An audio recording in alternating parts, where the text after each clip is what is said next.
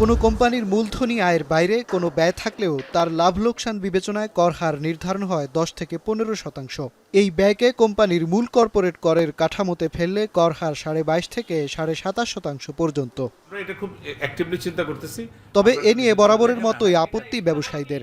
এক্ষেত্রে আলাদা হিসাব চান তারা। প্রাক বাজেট আলোচনায় আগামী বাজেটে এ জটিলতা সমাধানের আশ্বাস এনবিআর চেয়ারম্যানেরও। ট্যাক্সটা এইভাবে দিচ্ছেন, এটা যাতে আপনার ফিউচারের জন্য টেনে নিতে পারেন, অ্যাটলিস্ট ওইটুকু ব্যবস্থা করবেন। ব্যালেন্স শিট নিয়ে হিসাব নিয়ে আলোচনা করে দেখেন যে আসলে কি আপনারা 12% ট্যাক্স দেন, নাকি ওই যে যেটা বললেন তিনটার মধ্যে যেটা বেশি 12%-এর কাছে কিনারও নাই, খামাখাই বদনাম নেবেন। যদি তাই হয় যে 0.6% অফ টার্ন ওভার অথবা আপনার টিডিএসটাই আপনার ট্যাক্স হয় এবং 12%টা অনেক লো হয়, খামাখা আপনি এই বদনাম নেবেন কেন? একটু আপনারা অ্যানালাইসিস করে দেখেন। বৃহস্পতিবার ২০২৫-২৬ অর্থ বছরের প্রাক বাজেট আলোচনায় অংশ নেয় বাংলাদেশ চেম্বার্স সহ ঢাকা ময়মনসিংহ বিভাগের সব চেম্বার্স অ্যাসোসিয়েশন। আলোচনায় টার্নওভার কর, কর্পোরেট কর, সরবরাহ পর্যায়ে উৎসে কর, কল্যাণ তহবিল ও নির্ধারিত আয়করে কাটছাটের দাবি জানান তারা। সংশোধনের প্রস্তাব করেন বিভিন্ন ধারা। গ্র্যাজুয়েশনে চলে যাব, অনেক কিছুই কিন্তু করতে পারবো না।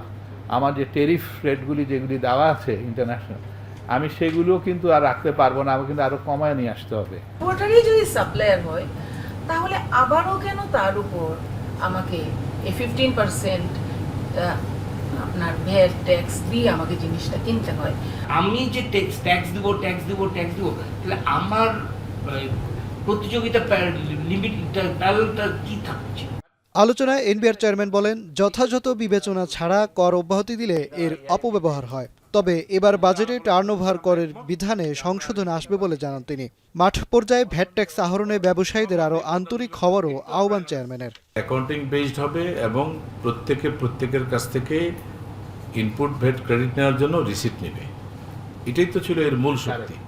তো এই যে মানে শক্তিটা, এটা কিন্তু আমরা কেটে দিচ্ছি শুরু থেকেই। দেওয়ার কারণে ভ্যাট সিস্টেম দুর্বল হয়ে গেছে এবং যত রকমের ঝামেলা তৈরি হয়েছে।